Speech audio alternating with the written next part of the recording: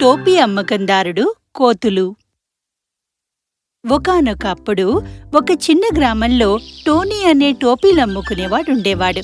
అతను భిన్నమైన టోపీలని విభిన్నమైన ఫ్యాబ్రిక్తో తయారు చేసి పక్క గ్రామాలలో అమ్ముతుండేవాడు. టోపీలని అమ్మడం ఒకటే టోనీకి సంపాదన మార్గం. అతను ఎంత తక్కువ సంపాదిస్తున్నా ఎప్పుడూ ఫిర్యాదు చేయలేదు. తన పనిని ఎంతో గౌరవంగా చేసుకుంటున్నాడు. కనీస అవసరాలు నెరవేర్చుకోవడానికి అతను కొంత ఫ్యాబ్రిక్ని అమ్మి టోపీలు చేసి మర్నాడు అమ్మేవాడు. టోనీ ఏ రోజుకారాజు సంపాదించుకునేవాడు. ఎప్పుడూ పని మానలేదు. ఎంత కష్టపడి పనిచేసినప్పటికీ అతనికి కొద్ది ఆదాయమే లభించేది. టోనీ టోపీలను అమ్మడంలో సంతోషించేవాడు. తన పనిని ఎంతో ఇష్టపడేవాడు. టోపీలను తయారు చేయడంలో సరికొత్త ఆలోచనలతో ముందుండేవాడు. అతనెంతో సృజనాత్మకత కలవాడు. 100% ప్రతి టోపీకి న్యాయం చేకూర్చేవాడు. టోనీ ఉంటున్న పట్టణానికి కొద్ది దూరంలో ఒక చిన్న అడవి ఉండేది. అదెంతో అందమైన చిన్న అడవి. ఎన్నో పువ్వులు, తాజా పళ్ళు ఉండేవి. ఆ అడవి సరిగ్గా 2 గ్రామాలకు మధ్యలో ఉంది. మరో గ్రామానికి వెళ్లాలంటే ఆ ఊరి వాళ్ళు అడవిని దాటి వెళ్ళాలి. అది ఎంతో అందమైన అడవి అయినప్పటికీ ప్రతి ఒక్కరిని చింతకు గురి చేసే విషయం ఒకటుంది. పెద్ద లావుపాటి చెట్టుపై ఉన్న కోతులు. ఆ దారిన వెడుతున్న వారిని బాధించి వారి వద్ద ఉన్న వస్తువుల్ని దొంగిలించి అడవంతా విసిరేసేవి. గ్రామస్తులు కోతుల్ని తప్పించుకోవడానికి చేయవలసినవన్నీ చేసి విసిగిపోయారు. కానీ చివరికి ప్రతి ఒక్కరూ ఆలోచించడం మానేశారు. అడవిని దాటడమే వదిలేశారు.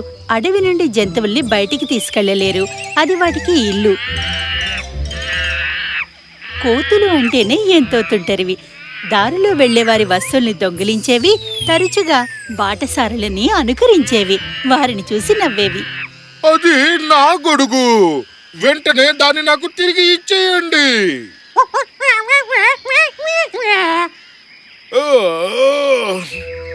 అందరూ తమ శక్తి వంచన లేకుండా ప్రయత్నించి చివరికి వదిలేశారు నిస్సహాయంగా.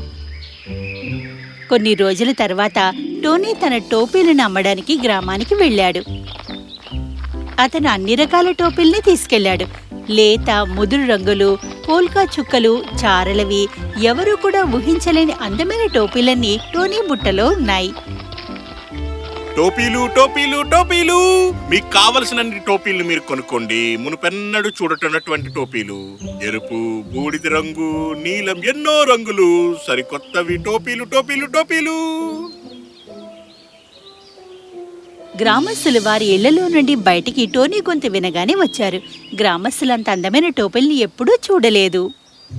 ఓ, ఈ టోపీలు చాలా బాగున్నాయే. ఓ, ఇవి చాలా మెత్తగా ఉన్నాయి. అవన్నీ ఎంతో అందంగా ఉన్నాయి. అమ్మా, నేను ఒకటి తీసుకోనా? ఇవి చాలా మెత్తగా ఉన్నాయి. వీటిని తాకకుండా ఉండలేకపోతున్నా. అది నిజమే కూడా. టోనీ టోపీలు ఎన్నో సిల్క్తో తయారు చేయబడినవి. సిల్క్ టోపీలు అసాధారణమైనవి. అవి ఎంతో అందంగా మెత్తగా ఉన్నాయి. ఎవరూ తాకకుండా ఉండలేకపోతున్నారు. ఎంతో మంది గ్రామస్తులు ఎన్నో టోపీల్ని టోనీ నుండి కొన్నారు. వాళ్ళతనికి నీళ్ళిచ్చారు, తినడానికి ఆహారాన్ని కూడా ఇచ్చారు. కానీ అతను తీసుకోలేదు. ఓ, చాలా ధన్యవాదాలు. కానీ నా ప్రయాణం నేను కొనసాగించాలి. నేను మరి పక్క గ్రామానికి కూడా వెళ్ళాలి కదా. ఓ, పక్క గ్రామానికి వెళ్ళాలి అంటే నువ్వు అడవిని దాటి వెళ్ళాలి కదా. మరి బహుశా నేను దాటగలనని అనుకుంటున్నాను. ఓ, సరే, నీ బుట్టని అడవి దాటేటప్పుడు బిగించి మూసేసేయ్, సరేనా? అక్కడ దారిలో తుంటరి కోతులు చాలా ఉన్నాయి. అవి నీ వస్తువులన్నింటినీ దొంగలించేస్తాయి. ఓ, నిజమా? నేను గుర్తుంచుకుంటాను. మీ సలహాకు ధన్యవాదాలు. టోనీ టోపీలను అమ్మిన డబ్బుని అందరి నుండి తీసుకుని నడుస్తూ బయలుదేరాడు. అతను అడవిని దాటి మరో గ్రామానికి చేరుకోవడానికి నిర్ణయించుకున్నాడు. అతను చుట్టూ తిరిగి అందాలకు అచ్చెరు పొందాడు. ఓ, నాకెంతో ఆకలిగా ఉంది. గ్రామస్తులు నాకు ఆహారాన్ని ఇచ్చినప్పుడే తిని ఉండవలసింది. నేను కూర్చొని తినేంత సమయం కూడా ఇప్పుడు లేదు. నేను మరో గ్రామానికి వెళ్ళి టోపీల్ని కూడా అమ్మాలి. మరేం పర్వాలేదు, నేను తినడానికి ఏదైనా కొనుక్కుంటాను. అడవిలోకి వెళ్ళగానే తింటాను. టోనీకి బాగా తెలుసు అతను తన టోపీలను అమ్మితేనే ఆ రోజు గడవడానికి చాలినంత సొమ్ము చేతికి అందుతుందని. ఆహారం కోసం కొంతసేపు వెతికాక చివరికి ఒక కొట్టులో రుచికరమైన బన్ను అమ్ముతున్నారు. అతను 2 కొనుక్కుని తన బుట్టలో పెట్టుకుని ఉంచుకున్నాడు.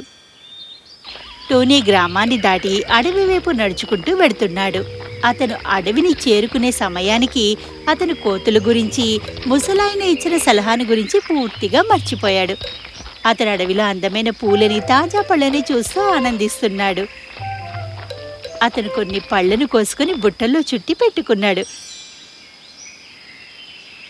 కొద్ది దూరంలో అతను పెద్ద లావుగా ఉన్న చెట్టును చూశాడు. ఓ, ఆ చోటు కూర్చోడానికి మరి తినడానికి చాలా అనువుగా ఉన్నట్టుంది. అలా టోనీ చెట్టు వద్దకు వెళ్ళాడు. దాని కింద కూర్చుని తన బుట్టను విప్పి బన్ను తినసాగాడు. అతను బన్ను, పళ్ళు తిన్నాక మరో గ్రామానికి వెళ్లే ముందు కాసేపు అక్కడే విశ్రాంతి తీసుకుందాం అనుకున్నాడు. టోనీ చాలా అలసిపోయాడు. తన బుట్టని మోయడం కూడా మర్చిపోయాడు. గంటలు గడిచిపోయాయి. టోనీ గాఢ నిద్రపోతున్నాడు. ఏదో శబ్దం విన్నాడు. ఏమిటి శబ్దం? ఎవరు చేస్తున్నారు? దీన్ని ఆపండి. కానీ శబ్దం ఆగలేదు. చివరికి టోనీ కళ్ళు తెరిచి చుట్టూ చూశాడు. అక్కడ ఎవరూ లేరు. అప్పుడు తన బుట్టను చూశాడు. టోనీ ఆశ్చర్యపోయాడు. అయ్యో, నా టోపీలన్నీ ఏమయ్యాయి? బుట్టలో ఒక్క టోపీ మాత్రమే మిగిలి ఉంది. టోనీ వణికిపోయాడు. ఏడవడం మొదలుపెట్టాడు. నా టోపీలన్నీ ఎవరో దొంగిలించారు. ఇప్పుడు నేనేం చెయ్యాలి? అప్పుడు గమనించాడు ఆ చప్పుడు ఆగిపోవడాన్ని. చివరికి తలెత్తి పైకి చూశాడు. అయ్యయ్యో, కోతులు నా టోపీలన్నింటినీ అవి దొంగిలించాయి. అదిగో అవన్నీ అక్కడున్నాయి. అన్ని కోతులు కొమ్మ మీద కూర్చుని ఉన్నాయి. ప్రతి ఒక్క కోతి టోనీ చేసిన టోపీని పెట్టుకుని అతన్ని చూసి నవ్వుతున్నాయి. లేదు, ఆ ముసలాయన మాటల్ని నేను మర్చిపోయాను. మరి నేను ఇప్పుడు ఏం చెయ్యాలి? నా సంపాదనకు ఈ టోపీలే నా ఆధారం కదా. ఈ టోపీలు నాకు దొరక్కపోతే రేపు కొత్త బట్టను కొనడానికి నా వద్ద డబ్బు కూడా ఉండదు. మరి నేనేం తింటాను? ఎలా సంపాదిస్తాను? ఓహో, కోతుల్లారా, నా టోపీలు నాకు వెంటనే ఇవ్వండి, లేదంటే అంతే. కిందకి రండి వెంటనే.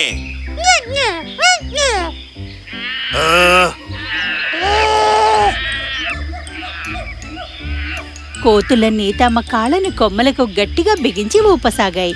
కొన్ని బెర్రీస్ కింద పడ్డాయి. దాంతో టోనీకి ఒక ఆలోచన వచ్చింది. అంటే అవి నేను చేసిందే అనుకరిస్తున్నాయి. అవి కోతులే కదా, మరి నిజంగానే నన్ను అవి అనుకరిస్తున్నాయి. అవి చాలా చిలిపి చేష్టలు చేస్తున్నాయి. నేను విసిగిపోవాలని చూస్తున్నాయి. వాళ్ళ ట్రిక్ నేను అనుకరించి ఎందుకని ప్రయత్నించకూడదు? టోనీ నాటకీయంగా తన విసిగిపోయినట్టుగా కింద పడిపోయాడు. అతను ఓడిపోయినట్టుగా ఏడవసాగాడు. అతను కోతుల్ని గమనిస్తూ నెమ్మదిగా తన తలని కిందికి వంచేశాడు. అయ్యయ్యో, ఇప్పుడు నేనేం చేయను? నా వద్ద ఉన్నది ఒక్క టోపీనే. నేను దీంతోనే సంతోషంగా ఉంటాను. నేను దీంతోనే సంతోషంగా ఉండాలి. మరి టోనీ టోపీని తలపై పెట్టుకుని లేచి నిలబడ్డాడు. తర్వాత కోపంతో పైకి చూశాడు.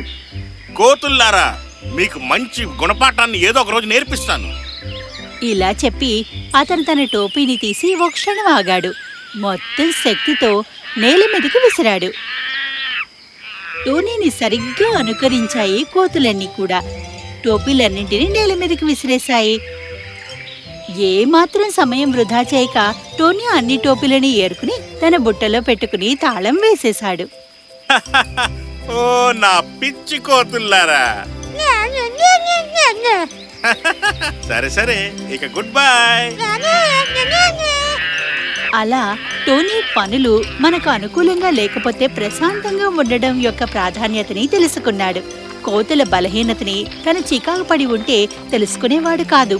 తన టోపీలు తనకి వెనక్కి దక్కేవి కాదు. టోనీ సంతోషంగా ఈల వేసుకుంటూ అడవిని దాటాడు. మరో గ్రామంలో టోపీలను అమ్మాడు. సంపాదించిన డబ్బుతో ఇంటికి వెనక్కి వచ్చాడు.